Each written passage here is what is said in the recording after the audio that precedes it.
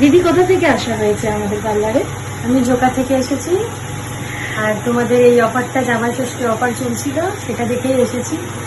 আচ্ছা। এখানে এসে অনেক কিছুই সার্ভিস নিলাম, যার মধ্যে রয়েছে কালার, হেয়ার কালার, তারপর হেয়ার স্পা, তারপর ডিট্যান, আরও ভ্যাকসিন, সব কিছু মিলিয়ে মোটামুটি অনেকগুলো সার্ভিস নিলাম।